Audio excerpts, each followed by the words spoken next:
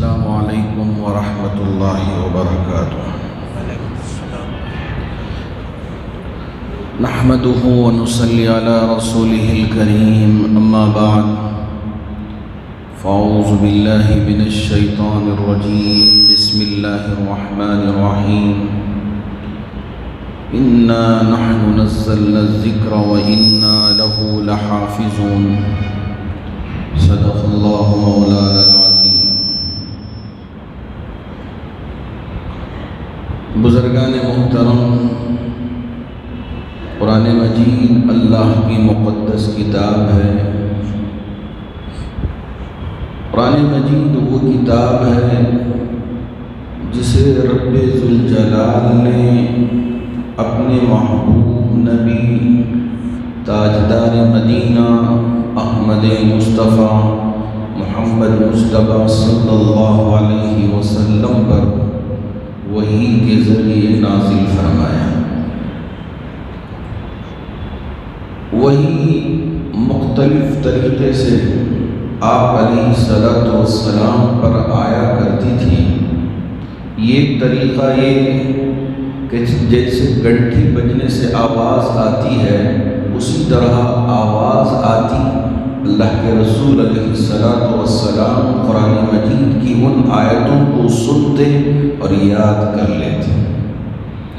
یہ طریقہ وہ تھا کہ حضرت جبرائیل امین علیہ السلام ایک صحابی داہیہ قلبی ان کی شکل میں تشریف لاتے اور آپ علیہ السلام کے سامنے بیٹھ کے قرآن مجید کی آیتوں کو سناتے۔ اللہ کے رسول علیہ السلام اسے یاد کرتے جاتے۔ جو شکل گھنٹی بجنے کی ہوتی وہ ذرا شاخ ہوتی، لیکن حضرت جبرائیل امین انسانی شکل میں آ کے جب آیتوں کو پڑھتے، اللہ کے رسول علیہ السلام اسے یاد کر لیتے۔ کبھی کبھار وہ گھنٹی بجنے کی آواز آتی، اسے دہراتے کہ کہیں کوئی آیت نہ چھوٹ جائے۔ اللہ رب ذوالجلال کو اتنی تکلیف بھی گوارا نہیں ہوئی، تو قرآن مجید میں اللہ رب ذوالجلال نے فرمایا لا تحرک به لسانک لتعجل به ان علینا جمعه وقرآنہ فاذا قرأناه فاتبع قرآنہ۔ اے میرے محبوب نبی، آپ اپنی زبان کو اتنی تیز حرکت نہ دیں جیسے کہ آج بچے حفظ کرتے ہیں تو رٹتے ہیں، اسے دہراتے رہتے ہیں، اسے یاد کرنے کی کوشش کرتے ہیں، جب جا کے ان کے سینے میں محفوظ ہوتا ہے۔ اللہ کے رسول علیہ السلام نے بھی جلدی اپنی زبان کو حرکت دینا چاہا۔ اللہ نے فرمایا نہیں، لا تحرک به لسانک لتعجل به، جلدی کرتے ہوئے اپنی زبان کو حرکت نہ دیں۔ ان علینا جمعہ وقرآنہ، آپ کے سینے پہ ہم قرآن کو محفوظ کرنے والے ہیں۔ یہ مرتبہ آپ نے سنا، آپ کے سینے میں قرآن کو ہم نے محفوظ کر دیا۔ فَإِذَا قَرَأْنَاهُ فَاتَّبِعْ قُرْآنَهُ، جب وہی آ رہی ہو آپ پیچھے پڑھتے جائیں، آپ کے سینے میں محفوظ ہوتا چلا جائے۔ یہ اللہ رب ذوالجلال کا انعام تھا نبی کے لیے کہ قرآن مجید سب سے پہلی جو آیت اتری، اقرأ بسم ربک الذی خلق خلق الانسان من علق اقرأ وربک الاکرم الذی علم بالقلم علم الانسان ما لم یعلم۔ جب آپ غار حرا میں تھے، غار حرا میں 40 سال کی عمر سے پہلے کئی مہینوں تک آپ وہاں بیٹھتے اور سب سے الگ تھلگ اللہ کی عبادت کیا کرتے۔ اللہ رب ذوالجلال نے اس وقت غار حرا میں پہلی آیت حضرت جبرائیل امین کے ذریعے اتارا۔ حضرت جبرائیل امین نے جب وحی لے کر آئے، اللہ کے رسول علیہ السلام اسے یاد کرنے کی کوشش کی اور کہا کہ مجھ سے پڑھا نہیں جا رہا ہے۔ حضرت جبرائیل امین نے اپنے سینے سے چمٹایا، پھر کہا کہ پڑھیے۔ اللہ کے رسول علیہ السلام نے فرمایا کہ مجھ سے پڑھا نہیں جا رہا ہے۔ حضرت جبرائیل امین نے پھر پکڑا اور اپنے سینے سے لگایا، زور سے دبایا۔ 3 دفعے کے بعد اللہ کے رسول علیہ السلام کا سینہ کھل گیا۔ یہ اللہ کے طرف سے کیا ہوا انتظام تھا۔ اس کے بعد اللہ کے رسول علیہ السلام پڑھتے گئے۔ اب یہ آیتیں ہو گئی اقرأ بسم ربک الذی والی آیتیں۔ اب اس کے بعد 3 سال تک کوئی وحی نہیں آئی۔ 3 سال تک کوئی وحی نہیں آئی۔ اللہ کے رسول علیہ السلام انتظار میں رہتے، کبھی آسمان کی طرف دیکھتے، کبھی ادھر دیکھتے، کبھی ادھر، کہ وہ فرشتہ جو غار حرا میں آیا تھا وہ آ جائے اور مجھے کچھ سنا جائے، مجھے سکون مل جائے۔ یہ اللہ کا انتظام تھا، اللہ کی تربیت تھی۔ اللہ رب ذوالجلال الگ ہی چاہتے تھے۔ 3 سال تک اللہ رب ذوالجلال نے روک کے رکھا، کہا کہ یہ رب کا کلام ہے، جب اترے گا تو یہ آپ پڑھ کے سنائیں گے، اگر نہیں تو اپنے طرف سے کوئی آیت خدا کی طرف منسوخ کر کے بیان نہیں کر سکتے۔ 3 سال کے بعد آیت اتری، یا ایھا المدثر قم فانذر وربک فکبر وثیابک فطہر والرجز فاہجر ولا تمنن تستکثر ولربک فاصبر۔ قرآن مجید کی آیتیں دوسرے وحی کے دور پہ اتری۔ اس کے بعد وحی کا سلسلہ کبھی رکا نہیں۔ 23 سال تک بتدریج، آہستہ آہستہ، جیسے جیسے ضرورت تھی، اللہ رب ذوالجلال نے قرآن مجید کی آیتوں کو میرے محبوب نبی کے قلب اطہر پہ اتارتے گئے، اور اللہ کے رسول علیہ السلام اسے یاد تو کر لیتے، حافظ بن جاتے، لیکن ساتھ ساتھ آپ علیہ السلام نے قرآن مجید کے محفوظ کرنے کے لیے آپ نے کبھی ایک صحابی کو بلایا جو سامنے ہوتے، حضرت زید بن ثابت جو کاتب وحی، ان کو بلاتے، ان کو لکھوا دیتے۔ کبھی حضرت ابوبکر صدیق، تو کبھی حضرت عمر فاروق رضی اللہ تعالیٰ عنہ، کبھی عثمان غنی رضی اللہ تعالیٰ عنہ، کبھی حضرت علی رضی اللہ تعالیٰ عنہ، کبھی حضرت ابی بن کعب رضی اللہ تعالیٰ عنہ، کبھی حضرت زبیر بن عوام رضی اللہ تعالیٰ عنہ، کبھی حضرت معاویہ رضی اللہ تعالیٰ عنہ۔ یہ کاتبین وحی کہلاتے تھے۔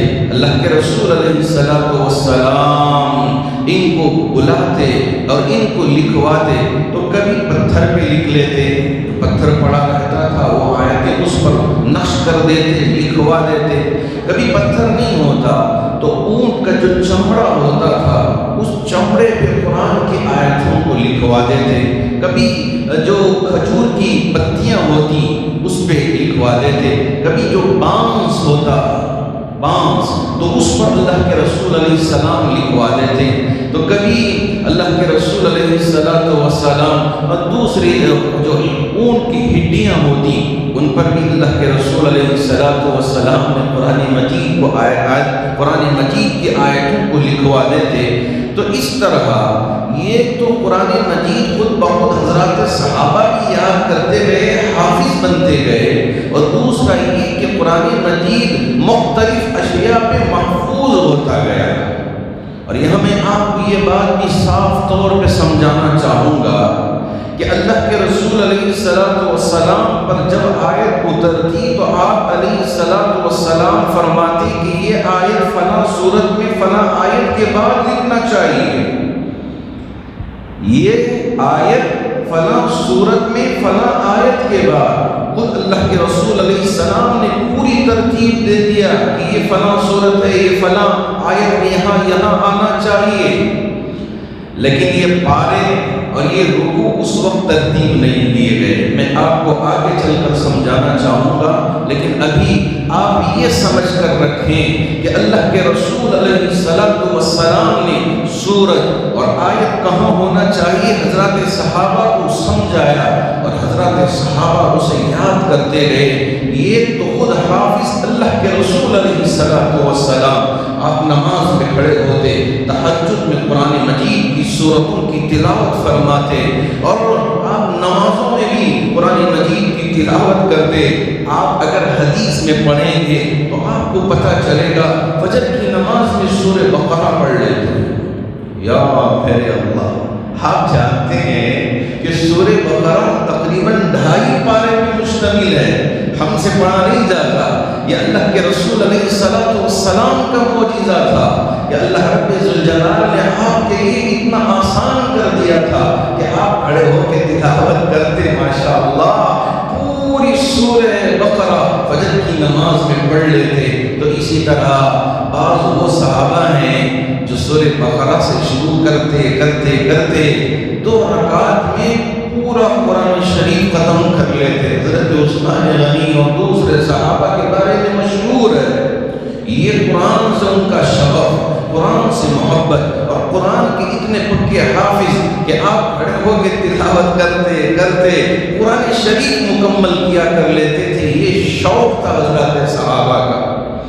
جی ہاں، ہم بھی اردو دان ہیں، ہم بھی سمجھتے ہیں کہ قرآن مجید جیسا بعض احباب نے اپنے طور پہ لکھ لیا جو عربی ہیں، عربی میں بھی بہت سارے زبانی مطلب یہ ہے کہ لہجے ہیں، تو اسی طرح اردو میں بھی بہت لہجے ہیں.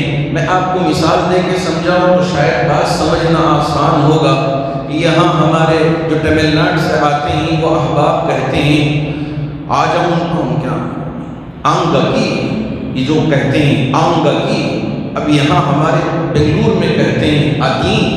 لیکن وہی اگر لکھنؤ زبان میں آپ پڑھیں گے تو کہیں گے آئیں گے. تو یہ الگ الگ جو طریقہ ہے، ایک ہی لفظ ہے آنگا کی، آتین، آئیں گے، یہ الگ لہجے. اسی طرح عربی زبان میں بھی الگ الگ لہجے تھے. تو حضرت صحابہ نے بعض اپنے طور سے بھی لکھ لیا تھا. قرآن مجید کی کسی آیت میں کوئی اختلاف نہیں. اللہ کے رسول علیہ السلام پر 114 سورتیں اتنی ہی اتری. اس کے علاوہ کوئی آیت اپنے طرف سے اللہ کے رسول علیہ السلام نے داخل نہیں کیا. اور 6666 آیتیں یہ اللہ رب ذوالجلال نے قرآن مجید میں اتارا. نبی نے اپنے طرف سے کوئی آیت کو داخل نہیں کیا. یاد رکھیں دنیا کی کوئی ایسی طاقت نہیں ہے جو قرآن کو مٹا سکے، بدلا سکے، یا اس کے بدلے میں کوئی اور کتاب لا سکے، اس لیے کہ یہ اللہ کی طرف سے بھیجی گئی کتاب ہے. اور اللہ رب ذوالجلال کا وعدہ ہے اِنَّا نَحْنُ نَزَّلْنَا الذِّكْرَ وَإِنَّا لَهُ لَحَافِظُونَ. ہم ہی قرآن مجید کے اتارنے والے ہیں اور ہم ہی حفاظت کرنے والے ہیں. یہ رب کا وعدہ ہے. جب رب نے وعدہ کر دیا، دنیا کی کوئی بھی طاقت کتنی بڑی طاقت کیوں نہ ہو، اگر قرآن مجید کو بدلنے کی کوشش کرے یا قرآن مجید کی آیتوں کو نکالنے کی کوشش کرے، قسم ہے میرے رب ذوالجلال کی، نہ اس کی کسی آیت کو بدل سکیں گے، نہ اس جیسی کتاب کو لا سکیں گے، نہ اس کے زبر کو بدل سکیں گے، نہ زیر کو بدل سکیں گے، نہ پیش کو بدل سکیں گے. اللہ رب ذوالجلال نے اس کی حفاظت کی ذمہ داری خود لے لی ہے. تورات اللہ نے اتارا تھا حضرت موسیٰ کے لیے، انجیل حضرت عیسیٰ کے لیے عطا کیا تھا، زبور حضرت داؤد علیہ السلام کے لیے عطا کیا تھا. بہت سارے صحیفے مختلف نبیوں کے لیے اللہ رب ذوالجلال نے دیا تھا، لیکن ان کی حفاظت کی ذمہ داری اللہ نے نہیں لیا. اسی وجہ سے تورات بھی بدل گئی، انجیل بھی بدل گئی، زبور بھی بدل گئی، اصلی نسخے اب نہیں ملتے، مختلف طریقے سے آپ کو انجیل ملے گی، ایک طریقے کا نہیں، اور اسی طریقے سے زبور بھی مختلف نسخے آپ کو ملیں گے، اور اسی طرح تورات بھی مختلف آپ کو نسخے ملیں گے، اس لیے کہ تبدیلی ممکن ہے کیونکہ اللہ رب ذوالجلال نے اس کی حفاظت کی ذمہ داری نہیں لی۔ انہوں نے کیا کیا؟ أولئك الذين اشتروا الضلالة بالهدى فما ربحت تجارتهم وما كانوا مهتدين۔ انہوں نے تھوڑے سے دنیا کے فائدے کے لیے کچھ پیسہ مل جائے، کچھ یعنی سونا مل جائے، کچھ جواہرات مل جائیں، ان تھوڑے سے فائدے کے لیے اللہ رب ذوالجلال کی اتارا یعنی نازل کردہ کتاب کو انہوں نے مختلف آیتوں کو اپنے حساب سے بدل کر رکھ دیا۔ اولئک الذین اشتروا الضلالۃ بالہدی فما ربحت تجارتهم، ان کی اس تجارت میں ان کے لیے فائدہ ہے ہی نہیں، وما كانوا مهتدین، اگر بدل لیں گے اس میں ان کے لیے کوئی ہدایت نہیں ہے۔ اللہ رب ذوالجلال نے صاف طور پہ کہہ دیا ہے، نہ اب تورات اپنے اصل شکل میں ہے، نہ انجیل اپنی اصل شکل میں ہے، نہ زبور اپنی اصل شکل میں ہے، نہ صحیفے جس کا ذکر اللہ رب ذوالجلال نے والصحف الاولی سورہ اعلیٰ میں آخری آیتوں میں ذکر فرمایا، وہ بھی اپنی اصلی شکلوں میں نہیں ہے، لیکن قرآن مجید آج سے 1450 سال پہلے میرے نبی کے قلب اطہر پہ جیسے اتارا تھا آج بھی اسی شکل میں موجود ہے، اور ہم پورے یقین کے ساتھ یہ کہہ سکیں گے کہ قرآن مجید قیامت تک بھی اسی شکل میں باقی رہے گا، نہ اس میں کوئی تبدیلی آئے گی، نہ اس کے کسی زبر میں فرق آئے گا، نہ پیش میں فرق آئے گا۔ اس سے پہلے بھی بہت سارے لوگوں نے کوشش کی تھی کہ قرآن کو بدل دیں، وہ جو قرآن کے ماہر تھے یعنی عربی زبان کے ماہر تھے، اور انہوں نے دیکھا اور انہوں نے سوچا کہ ایک وہ شخص جو بڑا شاعر بھی تھا، ادیب بھی تھا، اور عربی زبان پہ بہت مہارت رکھتا تھا، اس سے کہا گیا بھائی ہم جو لڑکی تم پسند کرو گے پوری دنیا میں خوبصورت وہ تمہارے قدموں میں رکھ دیں گے، اور جتنے ہیرے جواہرات اور جتنا سونا چاندی تم مانگو گے ہم تمہارے قدموں میں لا کے ڈال دیں گے، تم کو کچھ کرنا نہیں ہے، قرآن جیسی یہ کتاب تم تیار کر لو، بس تمہارے لیے ہم انعام ہی انعام دے دیں گے۔ ان کے پاس تو دولت کی کوئی کمی نہیں تھی، انہوں نے آفر کیا، ایک عربی شاعر اور ایک عربی ادیب، اس نے اس چیلنج کو قبول کیا، بیوی کو بھی چھوڑ دیا، بچوں کو بھی چھوڑ دیا، اور سب سے الگ تھلگ ایک کمرے میں بند ہو کے قرآن سامنے رکھا، ایک الگ سے کتاب کو لکھنا شروع کیا۔ اب اس کے تصور کے حساب سے، اس کے گمان کے حساب سے ایک کتاب تیار کر لیا، قرآن کے مقابلے میں ایک کتاب تیار کر لیا۔ اللہ کا بھی کرنا کیسا ہوتا ہے، عجیب نظام اللہ کا ہوتا ہے۔ دیکھیے اللہ رب ذوالجلال نے کیسے انتظام کر کے رکھا تھا، 1 سال تک نہ گھر سے باہر نکلا، نہ کسی سے ملا، نہ کسی سے بات چیت کیا، بس دیوانگی کی حالت میں وہ کتاب تیار کرتا گیا، اور اپنے گمان کے حساب سے وہ کتاب اس نے تیار کر لیا کر کے اب ذرا باہر نکلا۔ اب ایک بچی، چھوٹی سی بچی، قرآن مجید کی سورہ نوح کی آیت وَقِيلَ يَا أَرْضُ ابْلَعِي مَاءَكِ وَيَا سَمَاءُ أَقْلِعِي وَغِيضَ الْمَاءُ وَقُضِيَ الْأَمْرُ وَاسْتَوَتْ عَلَى الْجُودِيِّ وَقِيلَ بُعْدًا لِلْقَوْمِ الظَّالِمِينَ۔ یہ آیت تلاوت کر رہی تھی، کھڑکی سے آواز آ رہی تھی، ایک چھوٹی سی معصوم سی بچی قرآن مجید کی تلاوت کر رہی ہے اور یہ آیت پڑھ رہی ہے۔ اس کے کانوں میں وہ آیت پڑھی، جیسے یہ آیت پڑھی تو سوچنے لگا کہ اس کے اندر عربی زبان کے کتنے یعنی قواعد ہیں، اور اس کے اندر کیا کیا چیزیں ہیں، کتنی رعایتیں ہیں۔ وَقِيلَ يَا أَرْضُ ابْلَعِي، ہم اور آپ سمجھ نہیں پائیں گے، جو عربی دان ہوتے ہیں، جو ادیب ہوتے ہیں، عربی کے ماہر ہوتے ہیں، وہ سمجھتے ہیں کہ اس کے اندر کتنی چیزوں کی رعایت کی گئی ہے۔ ایک آیت پہ اس نے غور کیا، کہا کہ اس ایک آیت کے مقابلے میں میری لکھی ہوئی کتاب پھیکی پڑ گئی، اب میں کیا جواب دوں گا لوگوں کو؟ میری کتاب کی کوئی حیثیت نہیں۔ لوگوں سے ملنے سے پہلے پھر واپس گھر گیا، اس کمرے میں گیا، اس کتاب کو اٹھایا، پھاڑا اور جلا کے رکھ کر دیا، کہا کہ میں اس جیسی کتاب لکھ نہیں سکتا۔ اللہ نے جو دعویٰ کیا ہے، وَإِن كُنتُمْ فِي رَيْبٍ مِّمَّا نَزَّلْنَا عَلَىٰ عَبْدِنَا فَأْتُوا بِسُورَةٍ مِّن مِّثْلِهِ، اگر تم کو شک ہے ہمارے بندے محمد پہ، ہم نے جو کتاب اتارا ہے، ہم نے جو کتاب عطا کیا ہے، اس جیسی کتاب نہیں، اس جیسی ایک سورت تم تیار کر سکتے ہو، ایک جیسی سورت، اِنَّا أَعْطَيْنَاكَ الْكَوْثَرَ فَصَلِّ لِرَبِّكَ وَانْحَرْ إِنَّ شَانِئَكَ هُوَ الْأَبْتَرُ، ایک سورت تم تیار کر کے لے کے آ جاؤ۔ اللہ نے کیا فرمایا؟ وَدُعُوا شُهَدَاءَكُمْ، جتنے لوگوں کو، جتنے گواہوں کو، جتنے عربی دانوں کو تم بلانا چاہتے ہو، دعوت دینا چاہتے ہو، دعوت دے کے بلا لو، من دون اللہ، لیکن شرط یہ ہے کہ اللہ کے علاوہ، اللہ کی طرف سے اتاری گئی کتاب قرآن مجید ہے، اللہ کو چھوڑ کر جن لوگوں کو، جن عربی دانوں کو تم دعوت دینا چاہتے ہو، دعوت دے لو، بلا لو۔ ہمارا دعویٰ ہے کہ ایک سورت کیا ایک آیت بھی تم لکھ نہیں پاؤ گے، ایک آیت بھی آپ لکھ نہیں پاؤ گے، ان کنتم صادقین۔ اللہ نے فرمایا فَإِن لَّمْ تَفْعَلُوا وَلَن تَفْعَلُوا، ہرگز کر نہیں پاؤ گے، ہرگز تم یہ کام کر نہیں سکو گے۔ اللہ نے خوب دعویٰ فرمایا ہے۔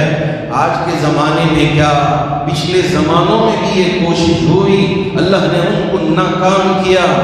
جب حضرت ابوبکر صدیق رضی اللہ تعالیٰ عنہ کا دور خلافت تھا، اس وقت ایک جنگ کے موقع پہ، جنگ یمامہ کا موقع تھا، بہت سارے حفاظ کو شہید کر دیا گیا۔ حضرت عمر فاروق رضی اللہ تعالیٰ عنہ نے سوچا یہ حفاظ شہید ہو گئے ہیں، اس لیے قرآن مجید کو اگر ترتیب دے دیا جائے، جمع کر دیا جائے، اس وقت تک جمع نہیں لیکن سب کو یاد تھا، جیسے آج ہم سورہ فاتحہ، سورہ بقرہ، سورہ آل عمران، سورہ نساء، سورہ مائدہ، سورہ انعام، سورہ اعراف اور سورہ اعراف اور سورہ انفال، سورہ توبہ، یہ پوری صورتیں حضرات صحابہ کو یاد تھی اور وہ قرآن نمازوں میں پڑھا کرتے تھے، لیکن کہیں محفوظ نہیں تھا۔ اللہ کے رسول علیہ السلام نے یاد کروا دیا، لکھوا دیا، کافی تھا۔ اس دور میں حضرت ابوبکر کے دور میں جب حفاظ کی ایک بڑی تعداد کو شہید کر دیا گیا تو حضرت عمر فاروق رضی اللہ تعالیٰ عنہ، حضرت ابوبکر صدیق رضی اللہ تعالیٰ عنہ کی خدمت اقدس میں پہنچ کر گزارش کی، خلیفہ آپ کو چاہیے کہ قرآن کو ترتیب دے دیا جائے، جمع کر دیا جائے۔ شروع میں حضرت ابوبکر کو شرح صدر نہیں ہوا تو انہوں نے خاموشی اختیار کر لی۔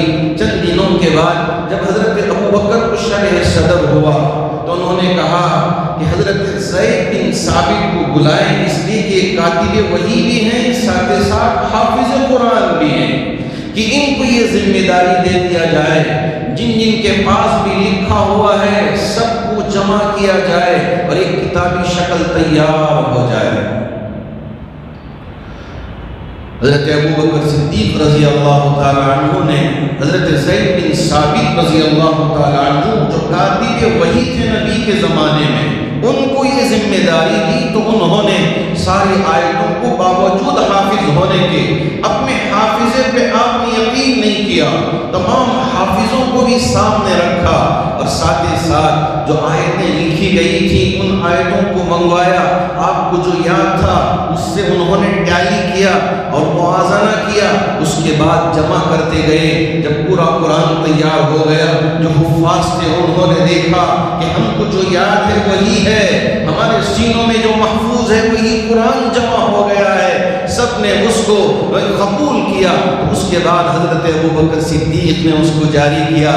لیکن جیسا کہ میں نے کہا مختلف لہجے اللہ کے رسول علیہ السلام نے اس کی اجازت دی تھی۔ بعض احباب سورہ فاتحہ میں ہی میں آپ کو سمجھاتا ہوں، الحمدللہ رب العالمین الرحمن الرحیم مالک یوم الدین، ہم پڑھتے ہیں مالک یوم الدین۔ ورش کی روایت ہے مالک یوم الدین، ایاک نعبد و ایاک نستعین اہدنا الصراط المستقیم۔ ایک اور روایت ہے اہدنا الصراط المستقیم صراط الذین انعمت علیہم، ہم پڑھتے ہیں ورش کی روایت ہے انعمت علیہم، امالے کے ساتھ پڑھتے ہیں۔ یہ عربی قواعد نہیں، معنی کے اعتبار سے علیہم پڑھنے میں علیہم پڑھنے میں کوئی فرق نہیں ہے، صراطہ پڑھنے میں زراطہ پڑھنے میں کوئی فرق نہیں ہے، مالکی پڑھنے میں ملکی پڑھنے میں کوئی فرق نہیں ہے۔ اللہ رب ذوالجلال نے اپنے محبوب نبی کو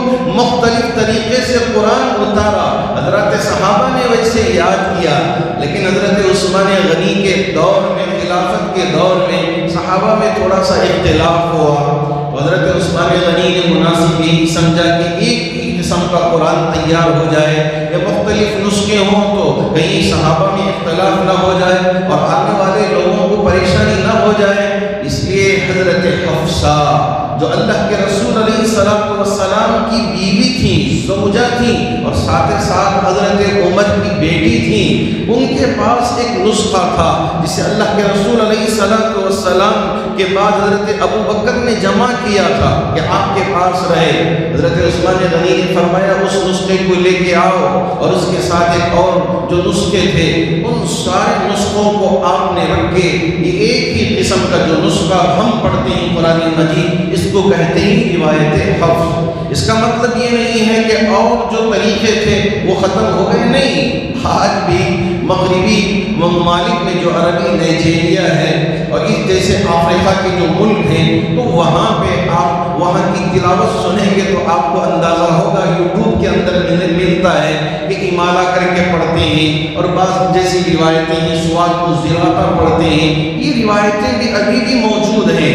لیکن عام طور پہ جو حضرت عثمان غنی نے حضرت حفصہ رضی اللہ تعالی عنہ کے ذریعے جو کتاب منگوائی، اس کے کئی نسخے تیار کر کے پورے عالم اسلام میں پھیلا دیا، کہا کہ اب اس طریقے سے اگر قرآن پڑھ لیتے ہیں تو بہتر ہے، اور نسخوں کی انہوں نے تردید نہیں فرمائی، اسی لیے 7 رقم سے قرآن مجید کی تلاوت کی جاتی ہے، اور ذرا آگے بڑھیں تو 10 رقم سے قرآن مجید کی تلاوت کی جاتی ہے۔ یہ 7 رقم سے بھی پڑھنا درست ہے، 10 رقم سے بھی پڑھنا درست ہے، لیکن عام طور سے جو مشہور ہے وہ روایت حفظ ہے، جو حضرت حفصہ رضی اللہ تعالی عنہ کے پاس سے لیا گیا نسخے کو حضرت عثمان غنی نے لے کے پوری دنیا میں عام کیا تھا۔ اللہ کا شکر ہے کہ حرمین میں بھی یا ائمہ حرم جو پڑھتی ہیں وہ روایت حفظ میں قرآن مجید کی تلاوت کرتے ہیں، اور ہم بھی اور پورے یہاں مشرق کے ملکوں میں بھی قرآن مجید جو حفظ کی روایت کے حساب سے تلاوت کرتے ہیں، یہ عام ہے۔ اس کا مطلب یہ نہیں کہ اور روایتیں غلط ہو گئی، وہ روایتیں بھی صحیح، یہ روایت بھی صحیح۔ یہ قرآن مجید کے اتارے جانے اور اس کو ترتیب دیے جانے کا سارا قصہ ہے، لیکن بعض لوگ یہ سمجھتے ہیں کہ قرآن مجید یہ آیتیں جہاد کی، یہ دہشت گردی کے دعوت دینے والی آیتیں، یہ تشدد کو بتانے والی آیتیں، نہیں، تم نے قرآن کو سمجھا نہیں، اس وجہ سے اس طرح کی بے تک کی باتیں کرتے ہو۔ آج یہ کیا، کہیں غلطی سے کچھ لوگ اس کے ساتھ جڑ جائیں گے، بے سمجھی کی وجہ سے، نا سمجھی کی وجہ سے۔ یاد رکھیں قرآن مجید وہ ہے، وہ مقدس کتاب ہے جو لوح محفوظ میں محفوظ ہے، اللہ رب ذوالجلال نے اپنے محبوب نبی کے لیے عطا کیا ہے، اور یہ وہ کتاب ہے جو اللہ کے طرف سے بھیجی گئی کتاب ہے، یہ نبی کے طرف سے لکھی جانے والی کتاب نہیں ہے۔ نبی کے طرف سے جو اقوال، جو افعال لکھے گئے ہیں ان کو حدیث کہا جاتا ہے۔ بخاری میں محفوظ، مسلم شریف میں محفوظ، ترمذی میں محفوظ، ابو داؤد میں محفوظ، اور دوسرے مختلف حدیث کی کتابوں میں محفوظ، اسے ہم حدیث کہتے ہیں، قولی حدیث، فعلی حدیث۔ آپ کے قول سے جو حدیث صادر ہے اس کو قولی حدیث کہا جاتا ہے۔ آپ نے اگر کسی بات پہ عمل کیا ہے، کہا نہیں، اس کو فعلی حدیث کہا جاتا ہے۔ اس طرح حدیثوں کی بھی ترتیب ہوئی۔ اللہ کے رسول علیہ السلام نے قرآن مجید کی آیتوں کو سمجھایا، باوجود حضرات صحابہ عربی دان ہونے کے، عربی زبان کے ماہر ہونے کے سمجھ نہیں پائے۔ اللہ کے رسول علیہ السلام نے قرآن مجید کی تشریح بیان فرمایا، جب جا کے حضرات صحابہ سمجھ سکے، اور وہ بھی حضرت عبداللہ بن عباس جو آپ کے چچا عباس تھے، ان کے لڑکے عبداللہ تھے۔ اللہ کے رسول علیہ السلام کی خدمت کیا کرتے تھے۔ تہجد میں پانی آپ وضو کے لیے رکھتے تھے اور پانی ڈالتے تھے۔ ایک مرتبہ اللہ کے رسول علیہ السلام نے حضرت عبداللہ بن عباس کے سینے پہ ہاتھ رکھ کے فرمایا، اللہ تمہارے لیے قرآن کی سمجھ عطا فرمائے، اللہ تمہارے لیے قرآن کی سمجھ عطا فرمائے۔ اللہ رب ذوالجلال نے نبی کی دعا کی برکت سے ان کو مفسر قرآن، آج رئیس المفسرین کہلاتے ہیں حضرت عبداللہ بن عباس رضی اللہ تعالیٰ عنہ۔ انہی کی تفسیر تمام تفسیروں کے اندر جمع کی گئی ہے۔ یہ ہیں حضرت عبداللہ بن عباس، باوجود عربی زبان کے ماہر ہونے کے سمجھ نہیں سکتے تھے۔ بعض یہاں کے بے تکے لوگ سمجھتے ہیں کہ ہم نے قرآن کو سمجھ لیا اور ان آیتوں کو نکال دیں، ان آیتوں کو نکال دیں۔ ارے کیا سمجھ سکیں گے؟ ابھی ہم علمائی ابھی ابتدائی دور میں ہیں، ابھی ہم غوطہ لگائیں گے تو جب جا کے قرآن سمجھ سکیں گے۔ ابھی قرآن کے وہ پورے حصے کو ہم خود سمجھ نہیں پائیں گے، تم بے تکے لوگ اسے کیا سمجھ پائیں گے؟ تم جتنی بھی کوشش کر لو اسے بدل بھی نہیں سکتے، نہ ان قرآن مجید کی آیتوں کو نکال سکتے ہیں۔ یہ اللہ کا وعدہ ہے۔ اللہ رب ذوالجلال نے قرآن کو ہمارے لیے آسان کیا ہے۔ ہم اس میں اگر غور و فکر کرتے ہیں، اللہ رب ذوالجلال ہمارے لیے بہت ساری چیزوں کو کھول دیتے ہیں۔ وَلَقَدْ يَسَّرْنَا الْقُرْآنَ لِلذِّكْرِ فَهَلْ مِن مُدَّكِرٍ۔ ہم نے قرآن کو آسان کیا ہے ان لوگوں کے لیے جو اس میں غور و فکر کرتے ہیں، تدبر کرتے ہیں، اللہ ان کے لیے قرآن کو آسان کر دیتے ہیں۔ اللہ کرے کہ اللہ رب ذوالجلال مرتے دم تک قرآن مجید کی اس عظمت کو ہمارے سینے میں بٹھا کے رب ذوالجلال کی بارگاہ میں پہنچنے کی توفیق عطا فرمائے۔ قرآن پہ پختہ یقین ہمارا مضبوط ہو جائے، اللہ اس کی توفیق عطا فرمائے۔ ہر قسم کے شر سے، ہر قسم کے فتنوں سے، ہر قسم کی بیان بازیوں سے ہماری اور پوری امت کی حفاظت فرمائے۔ حاضرین باتمکین، جیسا کہ آپ جانتے ہیں کہ ہمارے یہاں جو دارالقرآن کی عمارت کا تعمیری کام چل رہا ہے، جامع مسجد ٹرسٹ کا یہ ارادہ ہے کہ جلد از جلد جتنا ہو سکے، جتنی ضرورت ہو اسے پورا کر کے یہاں تعلیمی سلسلے کا آغاز کر دیا جائے۔ جو بچے حافظ ہیں ان کو دوڑ کا انتظام کرا کے 9, 10, 11, 12 اور نیٹ اور CET تیاری کرا کے ان حافظوں کو IAS, KAS اور اسی طرح IPS، ڈاکٹرز، انجینئرز، جو بھی شعبے میں وہ جانا چاہتے ہیں ان کے لیے ہم راستہ ہموار کر کے دیں۔ ٹرسٹ کی بڑی خواہش ہے، اس لیے میری آپ سے گزارش ہے، بہت سارے کام ابھی بھی باقی ہیں جن کو جلد از جلد انجام دینا ہے۔ چادروں میں بھی آپ مٹھیاں بھر کے ڈال کے جائیں انشاءاللہ۔ آج سے میں بھی وعدہ کرتا ہوں کہ جب تک یہ کام مکمل نہ ہو میں بھی اپنے طرف سے انشاءاللہ چادر میں ڈالتا جاؤں گا، آپ بھی ڈالتے جائیں۔ اللہ رب ذوالجلال آپ کے دینے کو قبول فرمائے۔ اللہ رب ذوالجلال ہر بیمار کو شفا عطا فرمائے، جو پریشان حال ہے ان کی پریشانیوں کو دور فرمائے، جو قرض میں مبتلا ہے ان کے قرض کی ادائیگی کی شکلیں و صورتیں پیدا فرمائے، جو مرحومین دنیا سے رخصت ہو چکے ہیں تمام مرحومین کی بھرپور مغفرت فرمائے۔ آمین۔ وآخر دعوانا ان الحمد للہ رب العالمین۔